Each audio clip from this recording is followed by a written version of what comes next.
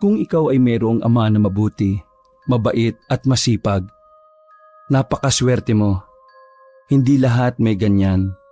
Dahil ako, pangarap ko ang ganyang ama noon. Pinagpalang araw po mga ka-KB at ganun rin sa iyo Kabanong. Ako po si Berong at ito ang aking kwento. Pangarap ko makapagtapos ng pag-aaral noon, pero dahil sa kakapusan, grade 6 pa lang ay huminto na ako. Sa hirap ng buhay namin sa Sorsogon, napilitan na akong magbanat ng buto noon. Kailangan kong magbilad sa araw para lang makapagsaka. Sa ganoong edad, namulat ako sa buhay. Na hindi pala ganun kadali ang laban lalo na kung wala kang matinong tatay. Pagtungtong ko ng 18 anyos, mas naging siraulo ang tatay ko. Walang trabaho, malakas mag-inom at higit sa lahat, gumagamit pa ng pinagbabawal na gamot. Berong, tasan ba nanay mo? Nagugutom na ako. Gusto ko nang kumain. Kalmado lang ang boses ni Itay noong hapon na naabutan niya ako sa bahay. Tiningnan ko siya na parang naiilang. Nakita ko pa lang na namumulang mata niya. Kinakabahan na ako. Alam ko na kasi kung anong meron kapag ganun siya. Nasa palengke po, Tay. Pinapaubos yung tinda niya. Walang yang buhay to. Nagugutom na ako eh. Ikaw ba? Wala ka bang pera dyan? Ibigay mo muna sa akin. Bibili ako ng makakain. Wala rin po akong pera, Tay. Pinambayad ko na po ng utang natin kay Aling Glende. Nagulat na lang ako nang biglang hampasin ni Tatay ng malakas ang lamesa. Nanlilisik ang mga mata niya. Nagsimula na ring manginig ang kamay ko. Kailan ba kita mapapakinabangan ha? Tuwing hihingi ako sa iyo ng pera, wala kang pera. Hindi ka ba sinasahuran dyan sa pinapasukan mo? Maliit lang naman din kasi yung sahod ko, Tay. Sakto lang pambayad sa mga utang ninyo. Sinusumbatan mo ba ako? Ha? Nanunumbat ka na ngayon? Hindi naman sa ganun, Tay. Bigla niyang dinakma ang kwelyo ko. Bang nagsasalita siya ay nagtatalsikan pa ang laway niya sa mukha ko. Amoy na amoy ko ang pinaghalong amoy ng alak at kung anumang droga ang tinira niya. Ihanap mo ako ng pera ngayon at gusto kong kumain. Dahil kung hindi, baka mapatay kita ngayon. Naintindihan mo ba ako? Kahit ayaw ko, tumangot-tango na lang ako sa kanya sa sobrang takot. Bangungot talagang maituturing ang mga sandaling yon. Padabog niya akong binitiwan at naglakad na rin siya papalapit sa papag.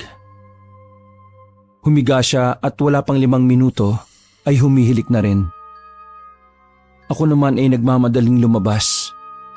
Hindi ko alam kung saan ako pupunta ng mga sandaling yon. Mabuti na lang ay nakabanggaan ko ang kumpare ni Itay na si Mang Estong. Pati na rin ang anak nitong si Jerry na kaibigan ko rin naman. Ayos ka lang ba? Muntik na ako matumba nun. Buti na lang ay nahawakan nila ako. Uy, Berong, namumutla ka. Ano nangyari sa iyo? Hindi ako makapagsalita. Nanginginig ang kamay ko sa takot. Hinawakan ako ni Mang Estong sa balikat at unti-unti akong pinakalma. Alam na agad niya kung ano ang nangyari. Isinama ko na mag-ama sa peryahan na malapit lang din sa baryo namin.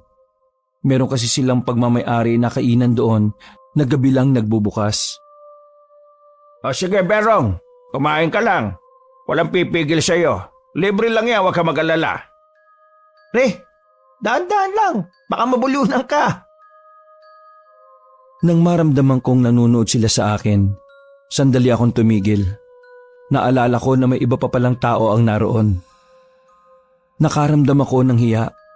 Buti na lang, mabait ang mag-ama. Mang Estong, Jerry, at sa mga tao nyo rito, maraming salamat dahil lagi nyo akong pinapakain dito. Tinapikan ako ni Jerry sa balikat. Sus, wala yun tol. Magkababata tayo, di ba? Para saan pa yung pagkakaibigan natin kung hindi tayo magtutulungan? Kaya lalo kayong pinagpapala kasi napakabuti nyo eh. Alam mo Jerry, napakaswerte mo. May mabuti kang ama. Berong, kung gusto mo, ituring mo na lang din akong ama. Kaibigan ka naman ni Jerry. Mabait ka naman bata. Po? Talaga po? Pwede po yun? Oo naman. Wala naman na tayong aasahan sa tatay mo. Bukod sa wala nang ang silbi, nananakit pa. Nakaramdam ako ng kaunting lungkot. Hindi ko kasi talaga maintindihan kung bakit ganon si Itay. Bakit po kaya ganon si Itay, no?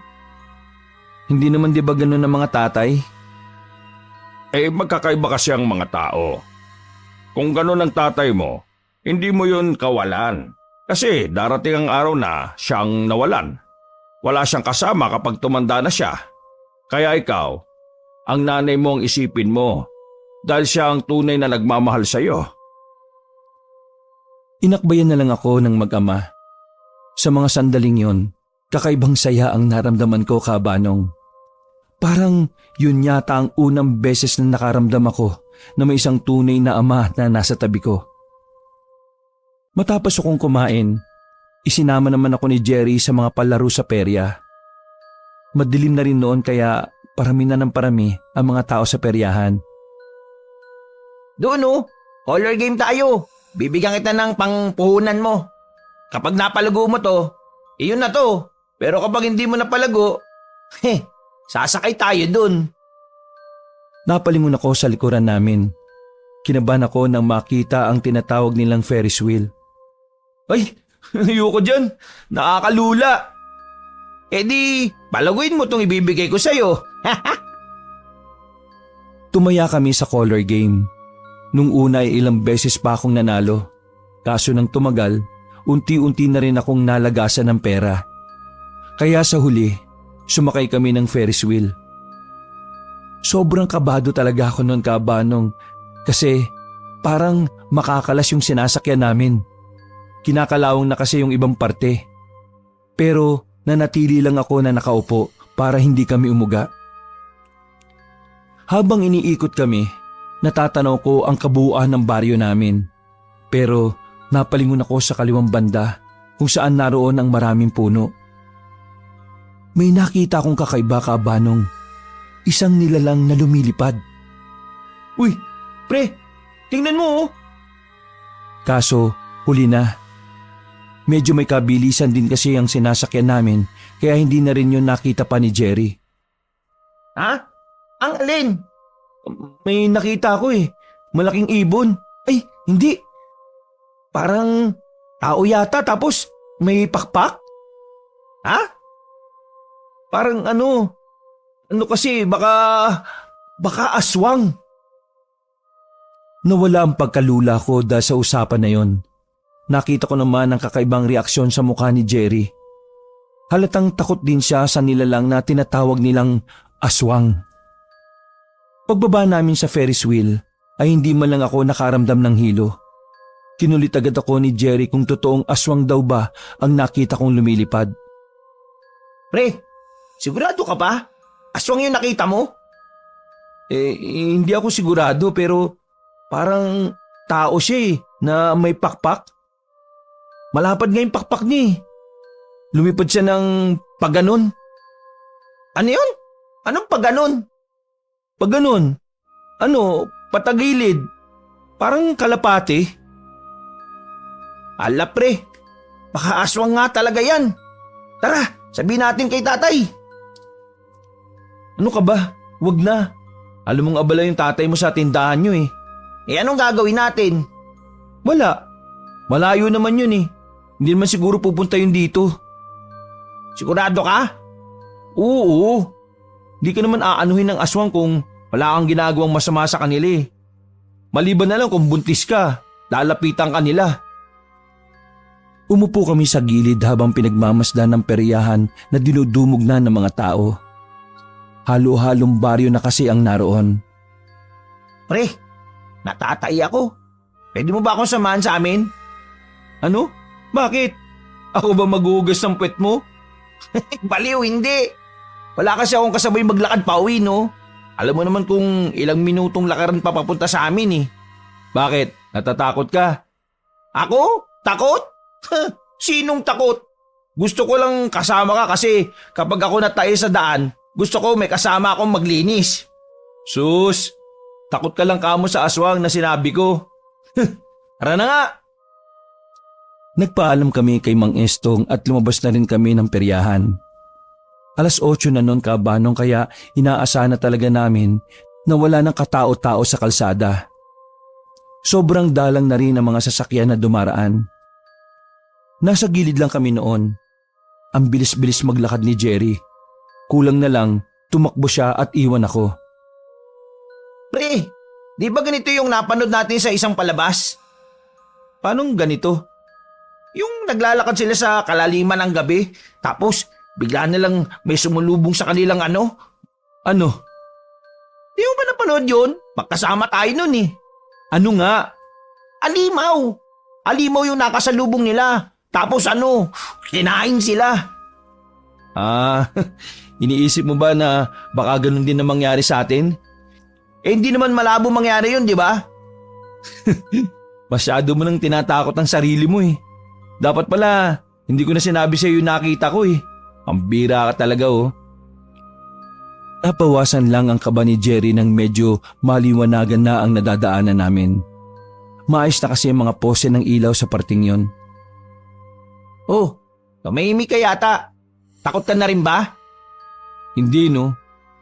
Naalala ko lang kung uuwi ba ako ngayon o hindi. Kung hindi ka uuwi ngayon, paano ang nanay mo?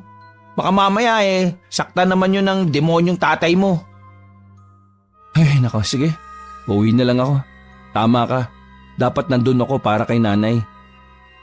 Nagdaan lang ang 5 minuto ay narating na rin namin ang bukana ng baryo namin. Kampante na kami kasi marami ng kabahayan doon. O paano pre? Uwi muna ako. Taing-tain na talaga ako eh. O ibilisan mo, baka mamaya maigit ka pa dyan. Tumakbo na palayo si Jerry. Ako naman ay naglakad na lang din pa uwi. Pagdating ko sa bahay, naabutan ko si nanay sa bakuran namin na nagsasaing pa lang. Baka sa kanyang muka ang labis na pagod dahil sa maghapong pagtitinda. Oh, nandiyan ka na pala. Hintayin mo na lang tong kanin. Kumain ka kapag luto na. Pinakain na po ako ni Mang Estong eh. Isang ka ba nang galing? Sa peryahan po, isinama nila ako. Ganun ba? Nay, ayos ka lang ba? Ay, medyo pagod lang ako. Pero naubos ang lakas ko kakasigaw. Mahikayat lang ng bibili. Ay sige nay, ako na po dyan. Hindi, ako na. Samahan mo na lang ako dito. Nay, naniniwala po ba kayo sa mga aswang? Huminto si nanay sa paglalagay ng panggatong sa niluluto. Bakit mo naman biglang naitanong yan? Ha? Wala naman po. Naitanong ko lang. Alam mo anak, yung mga ganyang bagay, depende yan sa paniniwala mo. Ako, hindi ako naniniwala dati. Hanggang sa isang gabi, inaswang ako habang nilalagnat ako. Doon na ako naniwala. Nakita niyo po ba yung aswang? Ano pong itsura? Normal na tao lang naman ang itsura. Pero malalaman mo lang na aswang sila kapag parang ang bigat ng pakiramdam mo sa paligid. Sabi nila kasi ang mga aswang daw mahirap na matukoy. Palihim silang nakikihalubilo sa mga tao. Anyong tao naman din kasi sila. Naku, delikado ba yung aswang? Mangangain po ba sila ng tao? Sabi na matatanda dati, may mga aswang na kumakain talaga ng tao. Pero may iba'y hindi naman. Ay teka nga, bakit ba interesado ka? Nakakita ka ba ng aswang? Ay nako nay, hindi po. Natanong ko lang. Narinig ko kasing usapan niya kanina sa peryahan eh. Nagkaila na lang ako kay mama. Ayaw kong sabihin sa kanya nun kung ano ang nakita ko. Ang nasa isip ko kasi, baka pagbawalan na niya akong lumabas ng bahay dahil doon. Basta ang lagi mong tatandaan, anak. Kapag walang ginagawang masama sa iyo ang aswang, huwag ko silang kakantiin. Malala kung bumawi ang mga aswang na yan, sabi nila. Lagi kong tinatatak sa utak ko ang mga sinabi ni nanay. Isa na nga roon ay ang paalala niya sakaling makaharap ko raw ang mga aswang. Ganun pa man ka, Banong, hindi pa naman talaga ako natatakot sa mga aswang. Sa lugar kasi namin, kahit kailan ay wala pa akong nababalitaan na merong aswang. Kahit mga kwento-kwento ay wala rin. Mga matatanda lang siguro ang nakapagkalat ng ganoong kwento noong panahon nila. Kinaumagahan, maaga na naman akong naganda para pumasok sa trabaho. Isa nga po pala akong magsasaka. Sa tubuhan ako nakadistino. Yung amo namin ay inchik na tumatalsik ang laway kapag nagsasalita. Sa daan patungo sa trabaho, nasipat ko sa barangay na ang daming tao sa loob. Nung una, inakala ko na baka nagbibigay lang sila ng mga libreng vitamins. Aalis na sana ako pero narinig ko ang sinabi ng isang babae. Diyos ko, sinong pumatay sa babaeng yan? Kawawa naman! Bumalik ako at muling sumilip. Hindi ko makita kaya naman pasimple kong itinulak ang gate. Lumapit ako doon. May isang bangkay ng babae ang nasa lapag at nakatakip lang yun ng sako. Maliit lang ang sako kaya nakikita ang likod nito. Nagtaka ko, Kabanong. May parang 2 buto kasi na nakaumbok sa likuran ng babae. Yung buto ay mahaba. Yung bang kasing lapad ng kamay. Maging ang ibang naroon ay nagtataka rin. Ang sabi pa nga raw ng iba, baka raw anghel ang babae. Natatawa na nga lang sa kanila ang mga tanod kasi napakalabo raw na mangyari yun. Kumalat sa aming lugar ang kawawang sinapit ng babae. Hanggang sa tubuhan ay usapan yon ng mga mas nakakatanda sa akin. Ako naman ay nakikinig lang sa kanila. Hindi ko magawang makisali dahil sasabihin lang nila na wala pa akong alam sa mundo. Mabilis na lumipas ang mga oras. 4:00 pa lang ay pinaalis na kami sa tubuhan. Sahuran naman kasi. Kapag sahod, maagang uwi. Habang nakapila sa nagpapasahod, dumating ang amo naming inchik. Malayo pa lang, amoy na namin ang pabango niya. Kumikintab din ang suot niya at para siyang nagliliwanag dahil sa puti ng katawan. Siya si Mr. Lang. Ikaw, Belong, ano ay iyong gawa pagtapos sahod? Belong ang tawag niya sa akin kahit Berong naman ang pangalan ko. Nakasanayan na kasi niya yon. Isang beses kinuri ko siya, muntik pa ako masisante. Uuwi po ko at magbabayad ng utang. Utang na naman. Kaya kayo Pilipino hindi unlad kasi dami utang. Halika, Belong. Halika. Ikaw sama sa akin. Saan po tayo pupunta? Hatid natin produkto sa kaibigan ko. Aking personal hatid sa kanya kasi kaibigan ko yon. Sige na, ako tutulong mo buhat. Ano po kasi? Ikaw ba gusto extra money? Ako dagdag sahod mo. Para ikaw dagdag din bayad sa utang. Ayaw? O gusto? Sige po.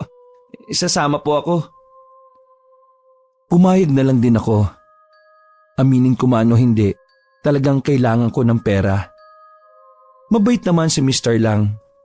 Mabait siya sa mabait sa kanya. Ganun naman daw kasi ang karamihan sa mga Chinese. Hindi totoo na kuripot sila. Ang ugali lang talaga nila, hindi sila nagwawaldas ng pera sa isang serbisyo na hindi di kalidad. Isa-isa kong nilagay sa likuran ng kotse niya ang mga kahon. Hindi ko alam kung anong produkto yon. Pero malabong tubo yon dahil may naaamoy akong malansa. Ikaw ba bakit dami utang? Ikaw bata pa. Ikaw ba merong bisyo? Hindi po. Yung atay ko po eh. Ano? Eyo tatay utang tapos ikaw babayad? Aba, wala hiyayo tatay. Tatay pasarap, anak hirap. Bakit ikaw papayag sa ganyan? Nambubugbog po siya eh. Aba, sira ulo. Gusto mo, pahuli ko siya sa pulis? Ay, wag na po. Mahal po siya ng nanay ko eh. I don't believe. Magulang sasaktan anak tapos magulang konsinti asawa, wala hiya. Ngumiti na lang ako kahit hindi naman dapat. Ikaw bahala. Ikaw ayaw kulong tatay. O sige, ikaw buhay yan. Lagay mo na lang seatbelt para pagbabangga tayo, hindi ka tatalsik sa harap. Mahal ang windshield. Marahang pinaandar ni Mr. Lang ang sasakyan niya. Medyo masaya ako noon. Sa lahat kasi ng trabahador niya, ako lang ang nag-iisang nakasakay doon. Parang sa akin lang din siya medyo madaldal at mabait. Siguro dahil ako ang pinakabata sa tubuhan. Halos maiwan ang kaluluwa ko sa bilis ng pagpapatakbo ni Mr. Lang. Habang nasa biyahe kami, nag-iisip na ako ng sasabihin sakaling makaharap ko si San Pedro sa langit. Pakiramdam ko kasi noon, Kabanong, mamamatay na kaming dalawa. Pero mabuti na lang ay ligtas naman kaming nakarating. Huminto kami sa isang malaking bahay. Kulay itim ang bahay na yon. Mukhang mayaman ang nakatira. Pero kapansin-pansin na wala man lang nagbabantay sa gate. Ikaw baba, mga produkto ha. Ako pindot muna double. Isa-isa kong binaba ang mga kahon na karton. Pagbukas ng gate, pinasok ko ang mga kahon sa loob. Pero hanggang sa paligid lang ako ng bahay. Hindi ako nakapasok sa pinakaloob. Bawal daw kasi, sabi ni Mr. Lang. Nag-usap si Mr. Lang at ang isa pang lalaki na kaidaran din niya, pero hindi inchik. Purong Pilipino. Medyo napaisip ako kung ano ang pinag-uusapan nila. Nakita ko kasi na parang naiiyak yung lalaki. Ganon din yung ibang tao na nasa sala. Tapos lahat sila ay nakaitim. Ano kayong problema? Bakit nagiiyakan yung mga yun? Ang tagal nilang nag-usap sa loob. Pinalabas na muna ako ni Mr. Lang at sinabi sa sasakyan na lang ako maghintay. Makalipas ang halos 1 oras, nakabalik na si Mr. Lang. Base sa itsura ng mukha niya ay parang may masamang nangyari. Gusto ko sana magtanong pero alam ko naman na wala ako sa posisyon. Tahimik lang si Mr. Lang sa buong biyahe namin. Nanibago ko sa kanya, Kabanong. Nagsalita lang siya na makabalik na kami sa baryo. Ibinaba niya ako sa gilid sabay abot sa akin ng bayad. Akin dagdag sahod mo para ikaw babayad utang ng tatay na wala kwenta. O sige, ako alis na. Maraming salamat po, Mr. Lang. Ingat po kayo. Pag-alis ng sasakyan ay napakamot ako sa ulo. Nagtataka. Bakit kaya bigla na lang lumungkot yun? May namatay ba? Iiling-iling na lang akong naglalakad. Dumaan muna ako sa palengke para mamili ng pagkain. Pagkatapos ay nagbayad na rin ako ng utang ni tatay sa kakilala niya. Nay? Isang beses kong kinatok ang pintuan namin pero walang tumutugon. Sinungkit-sungkit ko ang pako sa loob na nagsisilbing kandado. Pagbukas ko ng bahay, bumungad sa akin ang makalat na bahay. Nagkalat ang mga kaldero sa lapag. Sa dulong parte naman ng bahay, nakita ko sila tatay at ang mga kaibigan niya. Sabay-sabay silang bumabatak. Sa sobrang sabog nila, hindi na nila naramdaman na nandun ako. Nagtago ako sa gilid ng pinto. Nababahala ko na baka pagtripan nila ako kapag nakita nila. Hindi ko inaasahan ang mga maririnig ko mula kay tatay nun. Kargado na naman ang mga alagad ng kalawakan. Alam nyo ha, ang kakapal ng mukha nyo. Kami ni Joey lang diskarte ng pangkarga natin. Kayo, babatak lang. Tapos kagabi, Kayo pa ang nauna doon sa babae. Mga diablo kayo. Nagtawanan sila, pero ako kinakabahan na. Etong si Erning, ama. Parang aso kagabi. Kasta ng kasta. Hoy, mga alagad ng kalawakan. Basta walang makakaalam ng ginawa natin, ha? Tayo lang ang nakakaalam nun. At syempre, si Lord. Halakhakan na sila na parang mga nababaliw, habang ako, nagtatayuan ng mga balahibo. Hindi nila sinabi ang eksakto nilang ginawa, pero malakas ang kutob ko na meron silang kinalaman sa pagkamatay ng babae. Sa takot ko'y lumabas na lang ako ng bahay. Sakto naman na nakasalubong ko si Jerry. Pupuntahan din niya pala ako. Anong namumutla ka naman? Sinaktan ka na naman ba ni Mang Jun? Nagdalawang isip ako kung tama bang sabihin kay Jerry ang naalaman ko. Sa huli, nagdesisyon ako na ilihim na lang muna hanggat wala pa akong malinaw na ebidensya. Hindi. Natakot lang ako kasi bumabatak na naman sila tatay eh. Ano? Gusto mo, report na natin sila sa pulis? Nako, magsasayang ka lang ng oras. Kita mong pulis din ang protektor nila eh. Kaya nga di maubos-ubos sa mga adik dito. Ay teka, ano bang sasabihin mo sa akin? Hinila ko ni Jerry sa gilid. Nabalitaan mo na ba yung babaeng pinagsamantalan tapos natagpuan patay? Oo. Nadaanan ko kaninang umaga sa barangay. Bakit? Nahuli na ba yung mga gumawa sa kanya ng ganon? Hindi, pre. Pero alam mo, yung bangkay ng babae, ninakaw sa morgue. Ano? Ninakaw ang bangkay ng babae sa morgue? Seryoso ka ba? Saan mo naman narinig yan? Narinig ko lang sa usapan nila tatay at ng kaibigan niyang nagtatrabaho mismo dun sa morgue. Ang sabi pa, winasak daw yung mga kandado at pinto. Lumabas daw kasi yung bantay saglit eh. At ang nakakakilabot pa pre, tirik ang araw nung ginawa yun. Ano? Gagi. Alam mo, palagay ko, hindi basta-basta ang babaeng yun. Baka mamaya bigatin pala yun eh. Nakko, siraulong rapist. Mali yata sila na biktima. Nakaramdam ako ng kaba. Hindi ako natakot para sa tatay ko sakaling sila nga ang gumawa nun sa babae. Sa katunayan, gusto ko na nga karmahin sila papa. Ang kinababahala ko lang talaga, baka madamay kaming dalawa ni nanay. Uy, ayos ka lang ba? Bigla-bigla ka na lang natatahimik dyan. Lalim ng iniisip mo. Ha? Wala. Gusto mo, punta na lang tayo ng perya? Yan!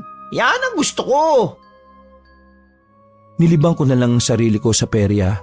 Sa pamamagitan nun, kahit papaano ay nakalimot ako sa mga iniisip ko.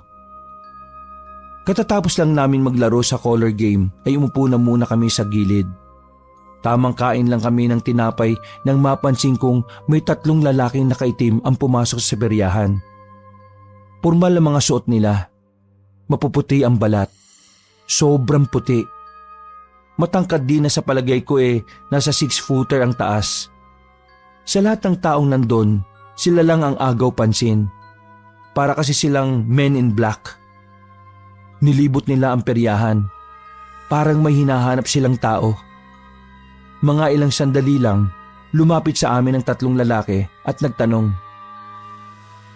Kilala niyo ba kung sino may-ari nito? Pinakita ng lalaki ang isang panyong kulay dilaw na may bahid na ng dugo. May burdang bulaklak. Kilala ko ang panyong yon. Kay tata yon, nabigay ni nanay.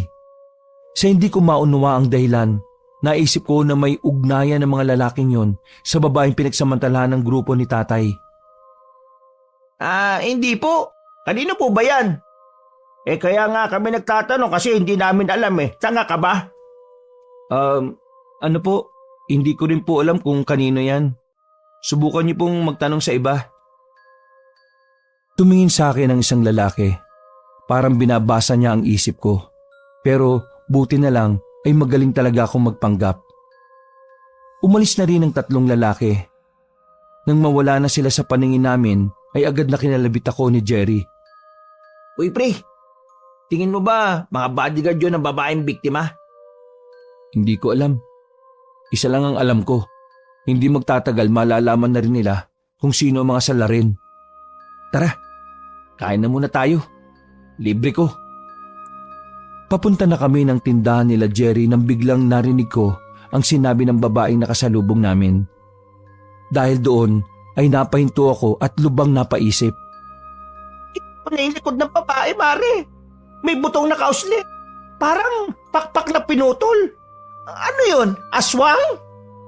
Umulan ng malakas noong mga sandaling nasa tindahan kami nila Jerry. Tulala lang ako habang nakatingin sa labas. Hindi ko matanggap ang ginawang kademonyohan ng tatay ko. Sa isip-isip ko, paano niya nasikmura na pagsamantalahan ang isang babaeng walang kalaban-laban?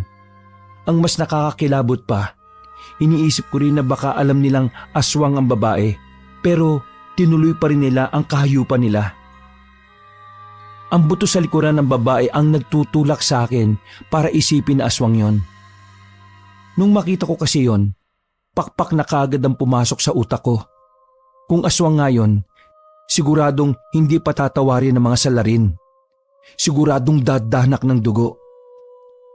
Habang nakatulala ako, isang itim na sasakyan naman ang huminto sa tapat ng tindahan. Bumaba roon si Mr. Lang na wala man lang kasamang alalay. Sanay na sanay kasi siyang lumalakad na mag-isa. Pagtiklop niya ng payong, nakita niya ako na nakaupo sa gilid. Belong, ano yung gawa rito? Ikaw ba trabaho din dito? Tumayo ako at magalang na sumagot. Hindi po. Tindahan po ito ng kaibigan ko. Nakikikain lang po ako. Ako suki rin dito. Ako lagi dito bibili ulam at pagkain. Kasi tamad ako luluto. Gusto mo ba sabay ka sa akin pag-uwi? Lalakas pa ulan mamaya. Ay nako, nakakahiya na ho. Wag na lang po. Ay nako, wag ikaw hiya-hiya. Alam mo sa amin sa China, pag ikaw hiya, ikaw wala malalating tabuhay. O sige na, ikaw sakay sa sasakyan, ako bili muna pagkain. Suminya sa akin si Mang Istong at Jerry. Tumango na lang ako at sinunod ang sinabi niyang patusin ko na lang ang alok ng incheck. Tumakbo naman ako papasok ng sasakyan. Maya-maya lang din ay nakabalik na din si Mr. Lang. Alam mo ba kung bakit ako bait sa'yo? Nagulat ako sa tanong na yon dahil hindi ko talaga inaasahan. Ikaw kita ko sa'yo, aki anak. Mabait, masipag, magalang. Nasaan na po ba yung anak ninyo? 2 taon na siya wala. Patay siya sa sakit. Mula nun, din ako anak. Pero lagi ko siya miss. Kaya pag ikaw kasama ko, para ako sasaya. Kasi parang tatay din ako sa'yo kahit di kita anak. Pasensya na po kung ganun po pala ang nangyari. Ay, wala problema. Basta ikaw pakabait sa trabaho. Tayo kakasundo lagi. Papaandarin na sana ni Mr. Lang ang sasakyan na magsalita pa siya ulit. Ay, siya nga pala. Ikaw ba naniniwala sa aswang? Otomatikong nagtayuan ng mga balahibo ko. Palagi talaga niya akong nagugulat sa mga tanong niyang hindi ko inaasahan. Lalo na sa kanya pa nang gagaling, sa pagkakaalam ko, hindi naman naniniwala sa aswang ang mga incheck. Ano po? Ang sabi ko, ikaw ba naniniwala sa aswang? Opo. Ay, teka, bakit niyo po tinatanong sa akin yung mga ganyang bagay? Di po ba iba ang kultura niyo pagdating sa mga urban legends? Ako tagal na dito Pilipinas. Binata pa lang ako, dito na ako. Kaso hanggang ngayon, ako di pa rin ayos magsalita ng inyong wika. Hirap pa rin ako magsalita ng Pipino. Pero dami ko natutunan dito. Gaya na aswang. Totoo pala sila. Ako mismo sasabi sa'yo ha. Totoo sila. Seryosong mukha ng amo kong inchik. Wala sa itsura niya ang pagbibiro. Alam mo yung babae, yung papatay. Kung ikaw kita mo bangkay, kita mo rin likod niya. Opo, may buto po na parang pakpak na pinutol. Tama! Aswang ang babae. Pinatay na mga kapwa-tao natin na mga manyakis at hayok sa laman. Nagiinit na ang mukha ko ng mga sandaling yon, Kabanong. Parang nag-aakyata ng dugo ko sa mukha ko sa sobrang kaba. Paano niyo naman po nalaman na aswang yung babaeng yon? Ngumiti sa akin si Mr. Lang nang makahulugan. Kilala ko yung babae. Kilala ko pamilya niya. Ho? Ang babae, anak ng kaibigan ko. Oo, kaibigan ko aswang. Sila, pamilya nila, aswang. Sandali lang po. Huwag niyo pong sabihin. Wala namang aswang na Chinese. Patawa ka, belong eh. Naguguluhan po ako. Paanong may kaibigan kang mga aswang tapos di ka aswang? Bakit kanila kaibigan? Di ba mabangis at salot sila? Delikado sila. Bakit di kanila pinapatay? Alam mo si Mr. Valdez, kaibigan ko nung kami binata pa. Di ko alam aswang siya. Alam ko lang nun, ligtas niya ako sa kaaway ko. Kaya mula nun, kami kakaibigan na dalawa. Bait naman Mr. Valdez. Kahit aswang siya, hindi siya masama. Ako tatanggap siya kahit ano siya. Ito, Mr. Valdez, buhay marangya. Ako pahiram niya pera para ako tatayo negosyo. Sa kanya galing tubuhan at sakahan ko ngayon. Yon dahilan kaya pamilya niya kilala ko. Yung babae patay, Armina pangalan nun. Kuha niya bangkay Amina sa morgue. Bawal kasi buksang katawan aswang. Nasa loob kasi bato itim. Napapailing na lang ako sa lahat ng naririnig ko. Naiintindihan ko naman ang sinasabi niya pero dahil biglaan lang ang lahat, sumasakit ang ulo ko, Kabanong. Kung totoo nga ang lahat ng sinasabi ninyo, bakit niyo to sinasabi sa akin? Sa pagpatay kay Amina, galit buo ang mga aswang. Galit Mr. Valdez. Gusto niya patay sa larin. Para siya babaliw na. Kahit ako babantaan niya. Pag di nahanap mga tao sa larin, ako papatay rin niya. Wala siya paki sa pagkakaibigan namin. Mahalaga sa kanya ngayon anak niya. Di siya titigil ng di gaganti. Pelong, ako sasabi sa'yo. Kasi palagay ko, dalating oras na pati ako papatay din mga aswang. Gusto ko lang may isa makaalam na aswang patay sa akin. At para may isa makaalam na totoo sila. At kung sino aswang dito. Basta, tatandaan mo, ikaw lagi dapat nasa tama. Hindi ko na nagawang makapagsalita noong mga sandaling yon, Kabanong. Nakita ko ang kaba at takot din sa mukha ng amo kong inchik. Naisip ko lang na kung ipapaalam ko na sa kanila na si tatay ang salarin sa panggagahasa sa babaeng aswang. May tsansa pa na makaligtas si Mr. Lang sa galit ni Mr. Valdez. Sa mismong sasakyan na yon, nabuo agad ang desisyon ko. Kaso pagdating ko sa bahay, Nay, pasensya na po, pauwi ko lang. Magkasama po kami ni Jerry kanina pagkatapos ko sa trabaho. Ay natagalan po ako kasi umulan eh. Hindi na muna nagsalita si nanay. Nakita ko na may mga hawak siyang larawan. Nang silipin ko yon, mga larawan nila yon ni tatay. Ang saya-saya nila sa picture. Ibang-iba pa si tatay noon. Pakiramdam ko, sobrang mahal niya ang nanay ko. Sobrang layo na niya sa dati. Nay, umiiyak ka? Kahit ganyan ang tatay mo, mahal na mahal ko yan, anak. Umaasa pa rin ako na balang araw, babalik siya sa dating siya. Umaasa ako na muli kong mararamdaman ang pagmamahal mula sa kanya. Berong, anak, hindi ko kayang mawala sa akin ng tatay mo. Siya ang dahilan kung bakit nagkaroon ng kulay ang madilim kong buhay noon. Ngayon, gusto kong ako naman ang magbigay sa kanya ng liwanag. Dahil sa mga salitang narinig ko, mas lalo tuloy akong naguluhan sa desisyon ko.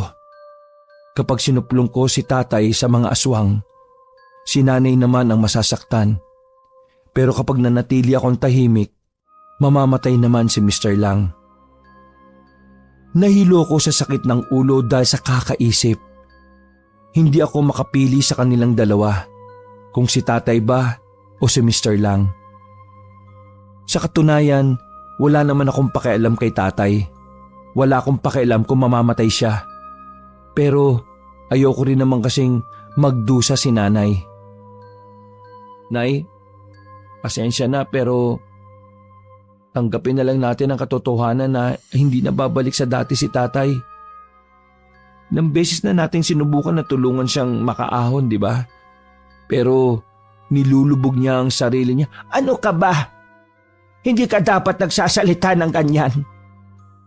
Habang may buhay, may pag-asa pa. Huwag nating sukuan ng tatay mo. Gusto ko sanang sabihin sa kanya ang kahayupang ginawa nila tatay. Pero nawawalan ako ng lakas ng loob, Kabanong. Ilang araw akong balisa sa kakaisip nun. Ganun na rin katagal na nanganganib ang buhay ni Mr. Lang. Isang beses, nakita ko na pinuntahan siya ni Mr. Valdez sa sakahan. Galit na galit si Mr. Valdez kay Mr. Lang dahil hindi pa rin nahahanap ang mga salarin. Habang si tatay ay masarap ang buhay, kain, tulog, tamang droga lang, may isang tao na nalalagay sa alanganin na wala namang kinalaman. Miyerkules ng gabi, nasa bahay lang ako habang nagluluto ng panghapunan namin. Dumating si tatay. Himala na hindi siya lasing. Hindi rin namumula ang mga mata. Pero nasa kanya pa rin ang pagiging siga. Pengi nga ng pera. Kabado kong inilabas ang 50 pesos. Iniabot ko ito sa kanya. 50? Bakit ito lang? Dagdag mo! Binayaran ko po kasi yung natitirang utang ninyo sa tindahan eh. Kaya yan na lang po natira. Nabayaran mo lahat? Ayos ah. Pwede na ako ulit umutang doon. Huwag na po muna, tay. Para yung kikitain ko sa trabaho pambili na lang natin ng pangangailangan dito sa bahay. Para si nanay makapagpahinga na muna. Pagod na si nanay Nainis si tatay sa sinabi ko. Hindi niya matanggap na parang wala siyang silbi sa bahay. Parang ang yabang mo na ngayon ah. May pinagmamalaki ka ba? Ha? Sinampal ako ni tatay ng malakas. Dumugo agad ang labi ko at tumama pa ako sa kanto ng lamesa. Kung makapagsalita ka, parang ikaw ang haligi ng tahanan dito ah. Hindi naman talaga ako ang haligi dito. Kasi si nanay yun. Siya na ang haligi. Siya pa ang ilaw. Ikaw, anay ka. Sinisira mo ang haligi na pinupundar ni nanay.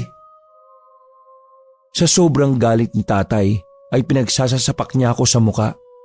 Natanggal pa nga ang isa kong ngipin dahil sa ginawa niya. Hilong-hilo na ako noon, Kabanong. Buti na lang may dumating na kaibigan si tatay. Niyaya na naman siyang bumatak. Pero bago siya umalis, meron pa akong sinabi na talagang kinabahala niya. Tandaan nyo, walang lihim na hindi nabubunyag. Kung ano man ang tinatago nyo, lalabas at lalabas yan. Hindi ngayon. Baka bukas o sa makalawa. Abay gago ka, ano ba pinagsasabi mo ha? Sa pilitan niya akong inangat habang hawak ang buko. Napakademonyo talaga niya at pakiramdam ko, mahihiya sa kanya si Satanas. Alam ko sikreto nyo. Hindi ka ba natatakot, Tay? Nagkatinginan sila ng kasama niya na parehong gulong-gulo sa sinasabi ko. Ano nga? Sabihin mo! Tumawa ko. Nagpakagago na lang din ako. Tutal, sasaktan niya rin naman ako. Tay, naniniwala ka ba sa aswang? Lalong humigpit ang hawak niya sa buhok ko. Kung hindi ka naniniwala sa aswang, baka bukas o sa susunod na mga araw, maniniwala ka na. Kasi sila mismong bibisita sa iyo, Tay. Ihanda mo sarili mo. Kasi kapag nalaman nila ang ginawa mo, pati ang mga demonyo mo mga kasama, ibabalik nila kayo sa impyerno. Tandaan nyo yon, Tay. Hindi sila tao. Aswang sila. Aswang! Ay sira ulo. Ikaw yatang nag-aadik eh. Baliw! Padabog akong binitiwan ni tatay. Baka sa mukha niya ang kakaibang pagkabahala. Aalis na sana sila pero talagang hindi ako nagpaawat. Alam niyo ba kung anong klase ng nilalang ang babaeng binaboy nyo? Sa puntong yon ay nanlisik na ang mga mata ng tatay ko. Parang nanghiram na siya ng sungay kay Satanas. Dinakma niya ako ulit at sinapak ng malakas. Agad na nang dilim ang paningin ko. Ang huli ko na lang narinig na sinabi ng kasama niya ay ilagay ako sa sako. Bukod pa doon, may narinig akong boses din na pamilyar na tinataboy naman agad ni tatay. Hindi ko na alam ang mga sumunod na mga nangyari. Basta nang magising ako, nasa kagubatan na ako. Sa harap ko ay may apoy. Akala ko nung una ay nasa camping ako. Pero 2 metro lang. Nakita ko sila tatay at ang mga tropa niya. Tawanan sila ng tawanan. Tapos biglang siseryoso at bigla na namang tatawa. Kahit hindi ko makita ang mga mata nila, alam ko na agad na sabog na naman ang mga yon. Tatayo na sana ako pero biglang naramdaman ko na nakatali pala ako sa punong mangga. Kailangan ako makatakas dito. Baka patayin ako ni tatay. Nanginginig na ang boses ko kahit napabulong lang. Sa kamalas-malasan, napansin ako ni tatay. Nakita niyang gising na ako kaya dali-dali siyang lumapit. Sumunod naman sa kanya ang mga kasama niya. Oh, gising na pala ang sleeping pogi natin ah. Sabay-sabay pang nagtawanan ng mga yon. Kita ko mga panga nila nang umiigting, naninigas dahil sa epekto ng droga. Patakasin niyo ako dito. At bakit ko naman gagawin niyo, Naber? Ano ka, amo ko? Darating mga aswang dito. Mamamatay kayong lahat. Mga pumatay kay Armina. Aswang daw oh. Aw! Aswangin mo mukha mo. Diyos nga, hindi kami magawang patahimikin eh. Aswang pa kaya? Aswang ka pang nalalaman dyan. Gawa-gawa lang ng tao yan, oh. Baliw ka na nga talaga. Nilamo ka na ng droga. Sana hindi ka magsisi kapag nangyari ng dapat na mangyari. Hindi mangyayari yon. Kasi mamaya lang wala ka na. Makikita na kayo ni San Pedro. Pakisabi kay San Pedro pahiram ng manok niya. Walang humpay ang tawanan nila. Kabadong-kabado ko nun. Para kasi silang demonyong tumatawa sa paningin ko.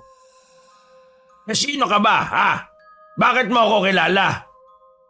Uy, baliw ka. Anak mo yan. Yung anak mo na sabi mo ang sarap sapakin hanggang sa malgutan ng hininga. Ay, anak ko ito? Ala, bakit ang pangit?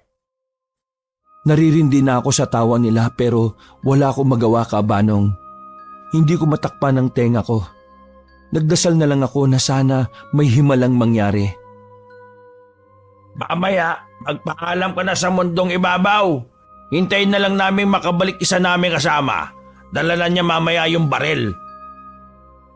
Lumapad ang ngiti ni tatay. Pinikit ko na lamang ang mga mata ko dahil sa sobrang nakakatakot ang mukha niya. Hindi na talaga niya ako kilala. Naghari na sa utak niya ang epekto ng bawal na gamot. Matapos nila akong kausapin, ay nagsibalikan na sila sa upuan nila. Ilang minuto akong nagsusumikap na makawala, pero masyadong maigpit ang pagkakatali sa akin. Sige, mag-inom lang kayo. Parang malasing na kayo. Ang malasing sila ang natitira ko na lang na pag-asa. Pero isang oras na ang nakalipas ay parang hindi naman sila nalalasing. Mas nangingibabaw talaga ang pagiging sabog nila.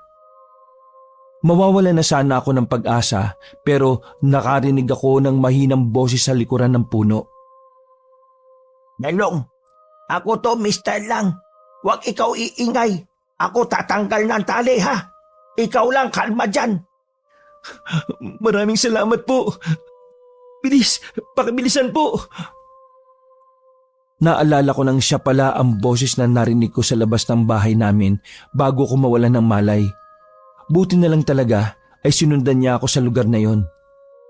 Matalas ang kutsilyo na dala ni Mr. Lang, kaya kahit dahan-dahan lang ay unti-unti niyang napuputol ang lubid. Lapit na. Ikaw kakawala na. Nang matanggal na ang lubid, sakto naman na biglang lumingon sa kinalalagyan ko si tatay. Naku, patay. Pagkatayo, panggap katali pa rin.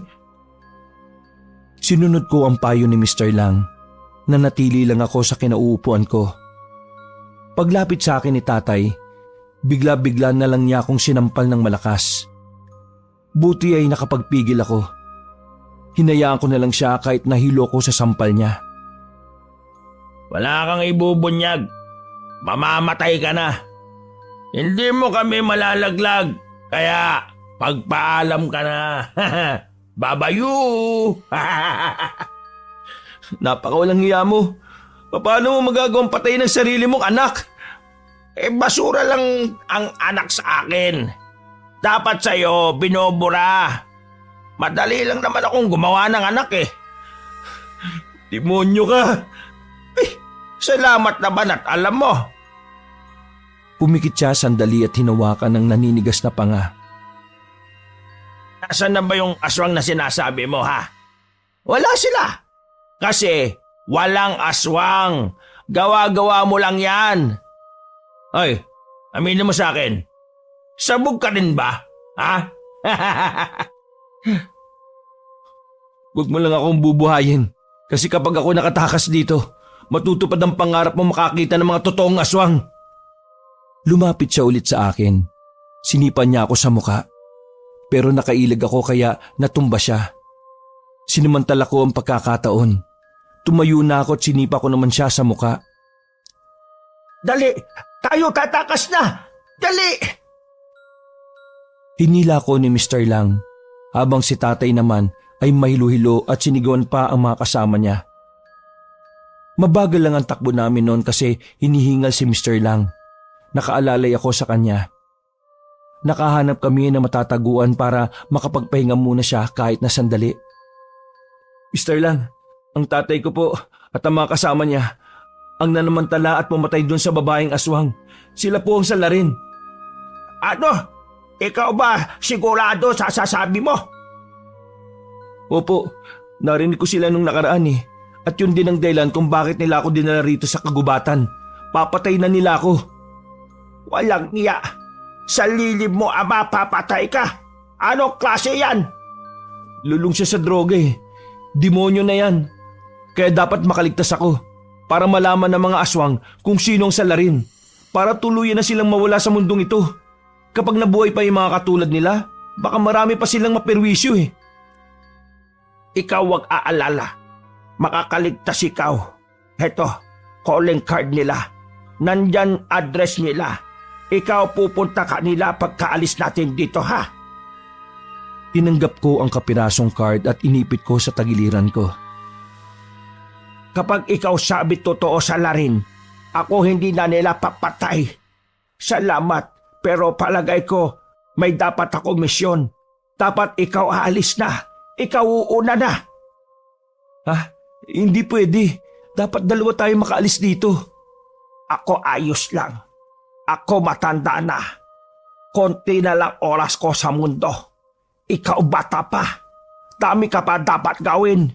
May nanay ka na hintay sa'yo. Ako, wala na hintay pamilya sa akin. Pero Aba! Diyan lang pala kayo nagtatago. Ha! Nagawa niyo pang magkwentuhan, ha? Nagulat kami nang biglang dinakma ni tatay si Mr. Lang sa ulo. Inila nila si Mr. Lang at binalandra sa katawan ng puno. Habang ako naman ay hinawakan sa damit ni Mang Julio. Pakilang meron kang incheck ka. Hoy, ikaw, incheck.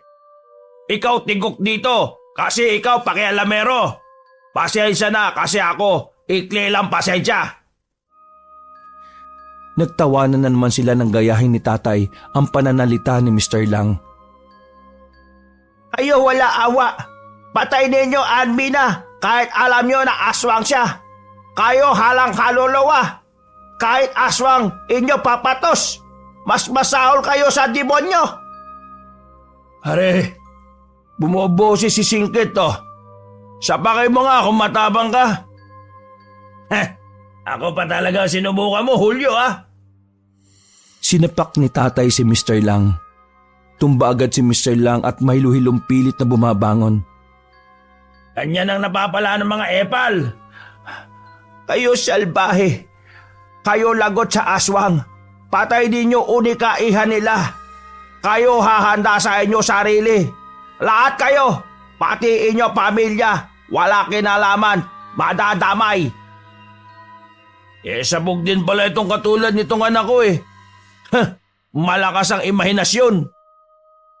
Ako kahit inyo patay, mas madami kapalit buhay kasi sila galit sa inyo. Nakikiusap ako, tay. Huwag niyo sasaktan si Mr. Lang. Ako naman ang kailangan niyo, di ba? Pasensya ka na, pero sabi ni San Pedro, trip niya raw manguha ng epal na tao. Ang galing mo, pre, ah. Bakit mo alam yan? Secret. Isang malakas na tadyak ang ginawa ni tatay kay Mr. Lang. Hindi pa siya nakontento at binugbog niya pa yon. Hindi na makatayo si Mr. Lang. Nakaiga na lang siya pero humihinga pa rin siya. Pelong, ikaw takas na. Ikaw tatakbo.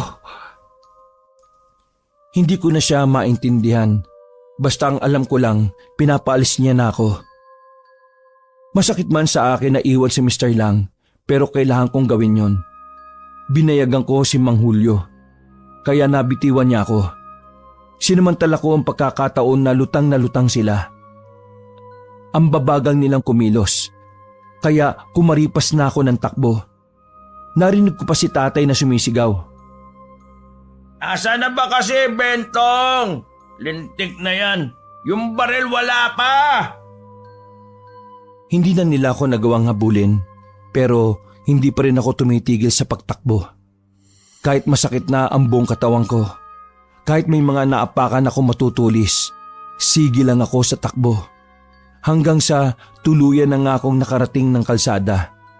Pumunta ako sa baryo kung saan yun ang itinuturong lugar sa calling card.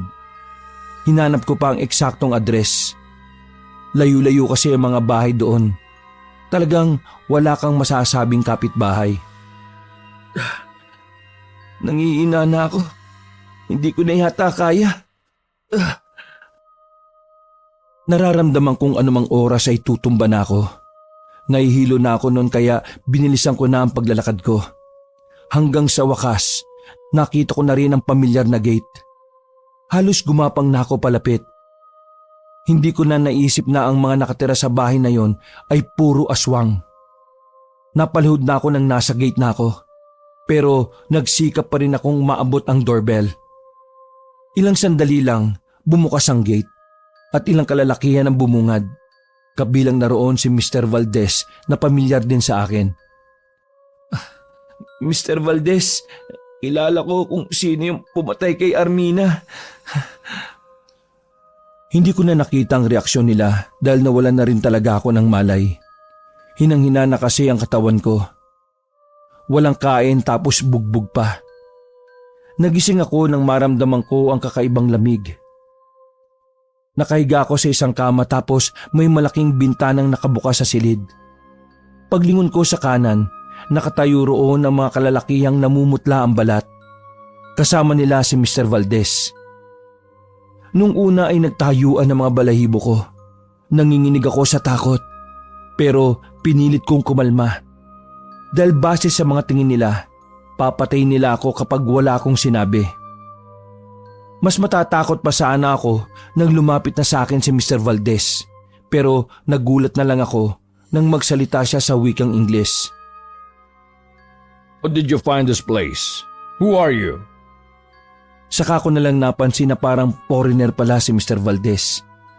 Kulay asul kasi ang mata niya tapos sobrang puti rin.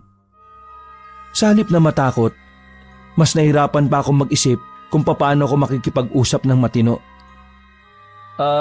Hello, good evening.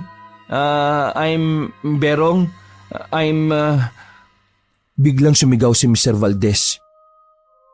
Stop introducing yourself! Like you're in the elementary class! Just tell me who you are and who killed my daughter! I'm sorry. I'm not good to English, but I will try to say the truth. I am the worker of Insect, Mr. Lang.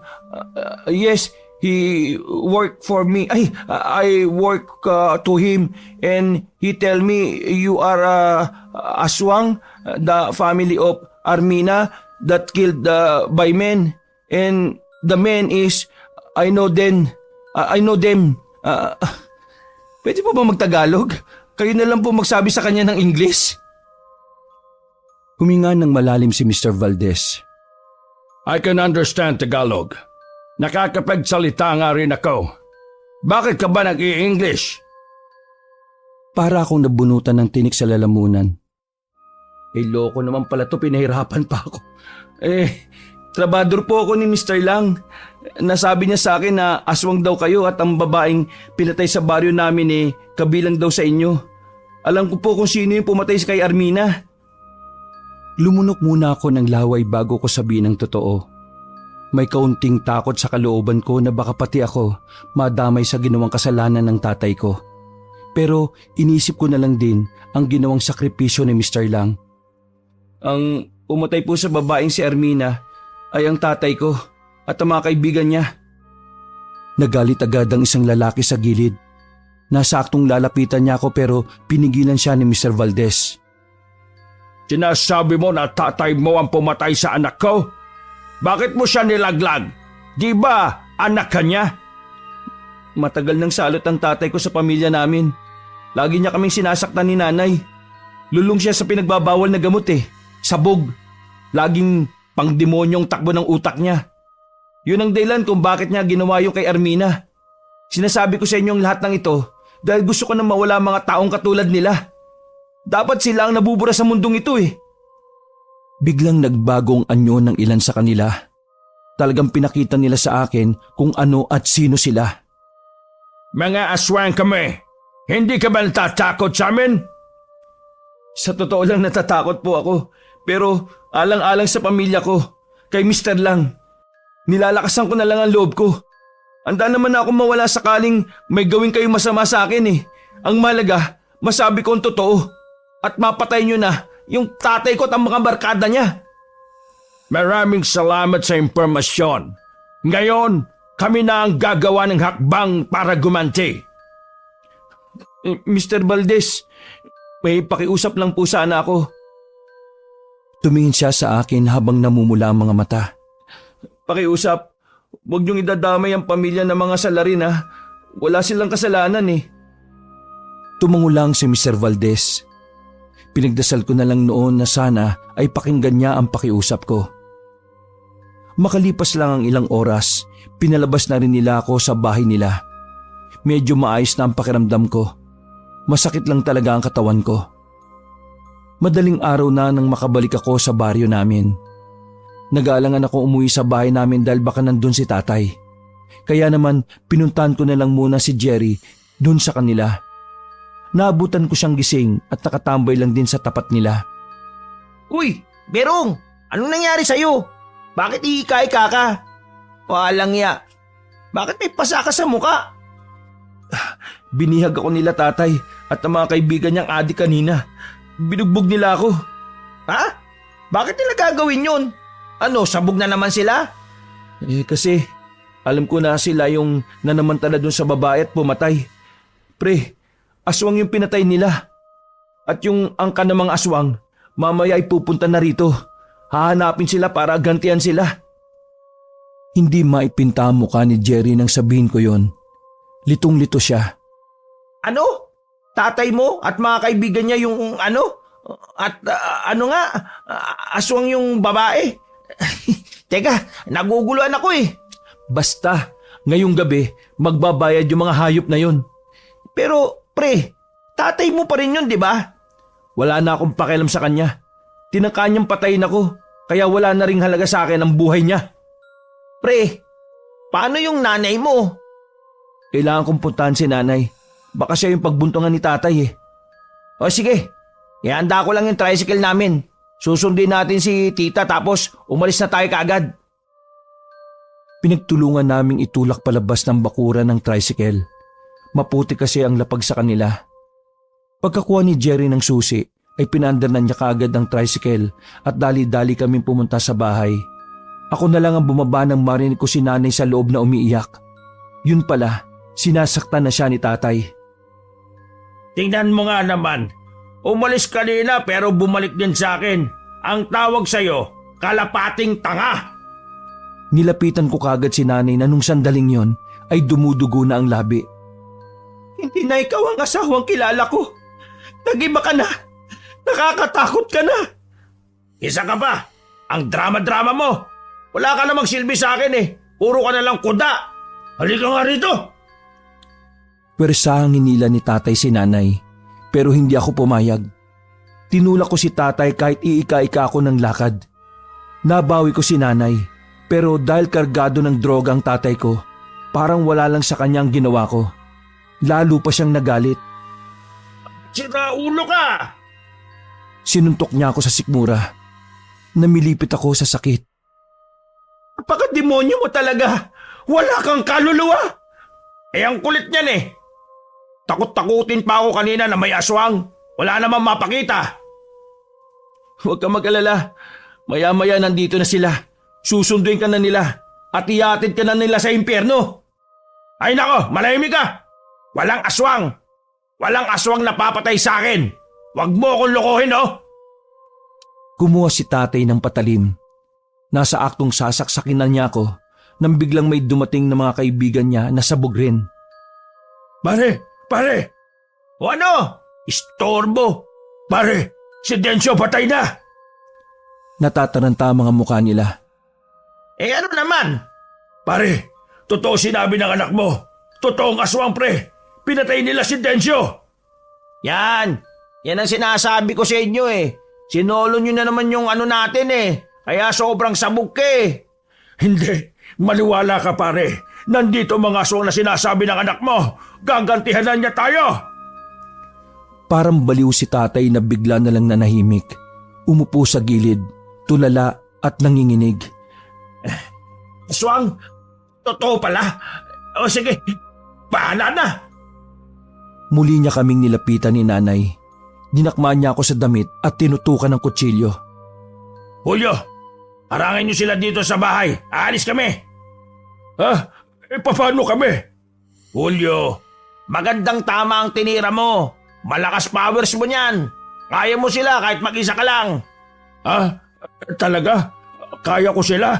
Oo, kahit isang buong bansa ang aswang, kaya mo sila. Ngumiti na parang batang nauuto si Mang Julio.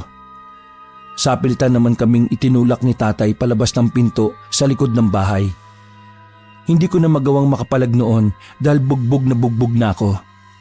Bukod pa doon, 2 kutsilyo na mahaba ang hawak ng tatay ko. Anumang galaw namin, siguradong may isang masasaksak. Madilim ang dinaanan namin kabanong, papunta yon sa kakahuyan. Sige, lakad lang. Babagal. Pakain ko kayo sa aswang eh. Bilis! Nakikiusap ako sa'yo. Itigil mo na ito. Titigil lang ako kapag tumigil ang pag-ikot ng mundo. Nay, Wala nang pag-asa yan. Hindi na siya basta sabog. Baliw na yan. Hindi ako baliw, no? Balibasa, wala ka sa mundo ko eh. Ikaw nga, nag-imbento na may aswang eh. Sinabihan ba kitang baliw? Saksakin kita dyan ngayon eh. Napalingon kaming tatlo sa bahay namin nang marinig ang mga sigawan doon. Nag-alala ko nang maalala kong nasa tapat pala ng bahay namin si Jerry. Hiniling ko na lang na sana walang nangyari sa kanya. Na sana hindi siya dinamay. Narinig mo ba yung sigaw nila? Mga aswang ang gumawa nun. Anong sigaw? Malakas lang talaga mag-usap ang mga tropa ko. Bilisan nyo na maglakad. Saan mo ba kami dadalhin? Pamili kayo, sa langit o sa gubat. Siyempre sa gubat. Baliw na talaga to. Naglakad pa kami ng naglakad hanggang sa tuluyan ng mawala sa paningin namin ang aming bahay. Tinadyakan ako ni tatay at nasubsob ako sa lupa. Habang si nanay naman ay tinulak din niya. Yakap-yakap ako ni nanay habang nakaupo kaming pareho. Si tatay ay palungon-lingon. Tamang hinala sa paligid. Hindi mapakali at makailang ulit na sinasabunutan ng sariling ulo. Darating ang mga aswang, Nay. Ililigtas nila tayo kay tatay. Ako ba ako, Berong? Wala namang aswang eh. Nasaan? Pakita mo. Bakit hindi mo sila tawagin para makita mo yung hinahanap mo? Akala ko hindi ako papansinin ni tatay. Nagulat na lang ako nang bigla siya nagsisigaw. Talagang wala na siya sa matinong pag-iisip. Isa-isa lang ha. Sa ginawang yun ni tatay ay nakampante ako na mas madaling makakarating sa amin ng mga aswang. Wala tayong ginagawang masama, Nay. Si tatay lang. Yang demonyo lang na yan. Kaya siya lang ang magbabayad. Wala akong utang sa'yo, no? Bakit ako magbabayad? Sabog ka yata eh. Ilang sandali lang, narinig na namin ang mga ibon na parang nabulabog. Kita kong parang naging balisa si tatay. Lakad siya ng lakad at tingin ng tingin sa kung saan. Subukan niyong tumakas, mayayari kayong dalawa sa akin. Palakas ng palakas sa mga huni ng ibon. Sabayan pa ng malalakas ding hangin. Hindi nagtagal, ilang kalalakihan ang bigla na lang lumabas mula sa likuran namin. Tinutok ni tatay sa kanila ang hawak nitong kutsilyo. Ano? Ha? Mga aswang kayo? Kayo ba yon? Ano? Tara! Isa-isa! Sampalin ko kayo ng bawang eh! Walang nagsasalita kina Mr. Valdez, pero ramdam na ramdam ko ang galit nila. Hanggang sa ilang sandali lang, nagulat na lang kami sa nangyari. Hinarap ko si nanay sa akin at tinakpan ko ang tenga niya. Kitang-kita ko kung papaanong lasog-lasogin nila si tatay. Walang nagawa si tatay sa galit ng mga aswang. Hindi pa roon natapos. Nilapa pa siya ng 2 aswang. Binutas ang tiyan niya at kinaukaw ang laman loob. Tumingin sa akin si Mr. Valdez. Nakakatakot sila. Hindi ko inakala na ganun pala sila kabrutal. Pakiusap! Huwag kami! Wala kaming kasalanan! Hindi nila kami ginalaw. Pagkatapos nila, binitbit na rin nila ang katawan ng tatay ko na halos hiwa-hiwalay na rin. Pag-alis nila ay saka lang kami nakahinga ng maayos. Niyakap ko na lang si nanay ng mahigpit. Nay, wala nang mananakit sa iyo. Makakapamuhay na rin tayo ng maayos. Wala na ang salot sa pamilya natin. Kaya Nay, tahan na. Hagulgol ng iyak si nanay. Kahit hirap na hirap akong maglakad, inakay ko pa rin siya pabalik sa bahay namin. Maraming dugo sa loob pero wala na ang mga bangkay. Laking pasasalamat ko na ligtas si Jerry. Ang sabi niya ay nagtago siya sa drum na pinag-ipunan namin ng tuyong dahon. Isinakay namin si nanay. Itinakbo namin siya sa ospital dahil nahihirapan siyang huminga. Naging maayos din naman si nanay. Doon na kami inumaga. Pre, galing ako sa bahay. Nangiram ako ng pera kay tatay. Ako na muna magbabayad sa bill ni tita ha. Palitan mo na lang kapag meron ka na. Ako pre, maraming salamat talaga. Wala pang 5 minuto bumalik si Jerry. Ang sabi niya, bayad na raw ang bill. Sabi ng nurse, Naka-wheelchair na inchik daw ang nagbayad. Napangisi na lang ako noon. Napakabait ng Diyos dahil ligtas si Mr. Lang. Nakalabas kami ng ospital. 8:00 na ng umaga na makauwi kami sa baryo. Kukunin lang sana namin ang mga gamit namin pero pagdating namin sa bukana, maraming tao. Paghawi namin ni Jerry sa mga nakaharang, nakita namin ang mga bangkay nila tatay at mga kasamahan niya. Magkakatambak. Tapos may karatula sa gilid na mga mamamatay tao kami. Sobrang brutal ang ginawa ng mga aswang sa kanila. Dahil sa mga nangyari, napilitan na akong tanggapin ang alok ni Mr. Lang na tumira sa bahay nila sa Cebu para makalayo-layo. Buti na lang talaga nakaligtas siya. Ayon sa kanya, nag-away-away daw sila tatay noon dahil late nang dumating yung baril. Akala nila tatay patay na siya, kaya iniwan na lang siya ng ganon. Sa ngayon, nandito na kami sa Cebu, Kabanong. Sumama na nga rin pala si Jerry dahil nakapagtayo sila ng negosyo. Payapa na ang buhay namin sa Cebu. Sinubukan namin makausad mula sa bangungot na nangyari. Ang angkan naman ng mga aswang, sabi ni Mr. Valdez, ay nandun pa rin sa lugar namin. Nanahimik lang. Ganun naman talaga sila nung una pa lang. Nabulabog lang talaga sila. Sa karanasang iyong, Kabanong, natutunan ko na hindi pala tayo dapat matakot sa mga kakaibang nilalang gaya ng mga aswang. Mas dapat pala tayong matakot pa sa mga tao na mas halang pa ang mga kaluluwa kesa sa dyablo. Wakas.